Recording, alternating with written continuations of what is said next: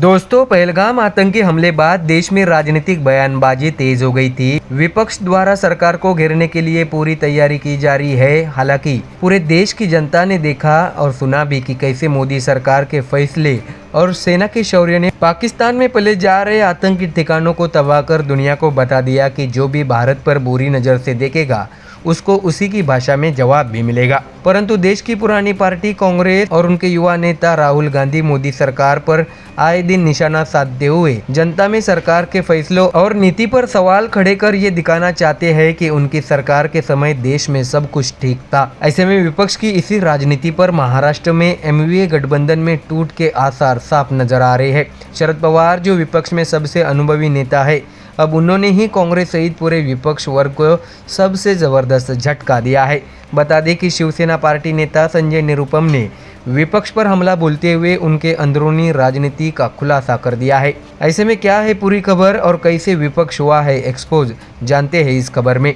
दर्शकों, आपको जानकारी दे कि संसद के विशेष सत्र के लिए इंडिया गठबंधन के दलों ने सरकार को चिट्ठी लिखी है। इस चिट्ठी पर शरद पवार की पार्टी का दस्तखत नहीं है। ऐसे में दोस्तों, अब इसको लेकर शिवसेना के नेता संजय निरुपम ने महाविकास आघाड़ी पर निशाना साधा। उन्होंने ये भी कहा है कि महाविकास आघाड़ी का एक विकेट गिर चुका है।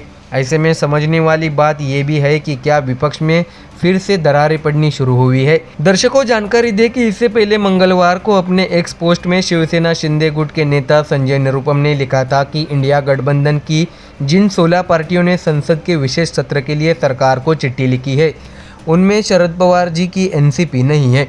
मतलब महाविकास आघाड़ी का एक विकेट गिर चुका है। कांग्रेस और उबाटा वालों के बीच वैसे भी जुतम पैजार होती रहती है। संकेत यह भी है कि लोकल बॉडी के चुनाव आने तक एमयूए की तीनों प्रमुख पार्टियां एकता चलो के नारे के साथ मैदान में कूदेगी और एक दूसरे के साथ हिसाब चुकाएगी।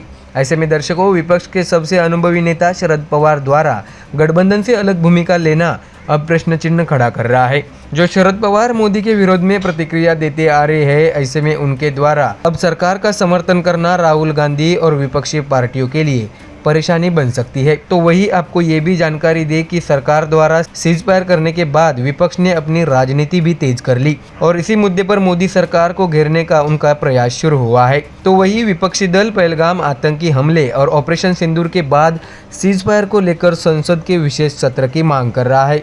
और जिन 16 दलों ने सरकार को लिखी चिट्ठी में दस्तखत किए हैं, उनमें Congress, Samajwadi party, Trinamool Congress, DMK, Shiv Sena, UBT, RJD, national conference, मार्क्सवादी communist party, Indian union Muslim league, भारतीय communist party, revolutionary socialist party, Jharkhand Mukti Morcha, Bhakpa liberation, Kerala Congress, VCK और एमडीएम के नेता शामिल है। ऐसे में दर्शकों, महाराष्ट्र की राजनीति की ओर से देखा जाए तो केंद्र सरकार द्वारा लिए गए फैसलों पर समर्थन दिखाई दे रहा था। बता दें कि इस वक्त महाराष्ट्र में कांग्रेस, उद्धव ठाकरे की पार्टी शिवसेना, यूबीटी और शरद पवार की पार्टी एनसीपी महाविकास आघाड़ी का हिस्सा है और राष्ट्रीय स्तर पर ये तीनों ही दल इंडिया गठबंधन में शामिल है। हालांकि केंद्र सरकार पर निशाना साधते हुए विपक्ष ने अपनी मांग को और भी तेज कर लिया है। इस चिट्ठी पर हस्ताक्षर करने वाले नेताओं में लोकसभा में नेता प्रतिपक्ष राहुल गांधी और समाजवादी पार्टी के अध्यक्ष अखिलेश यादव प्रमुख है।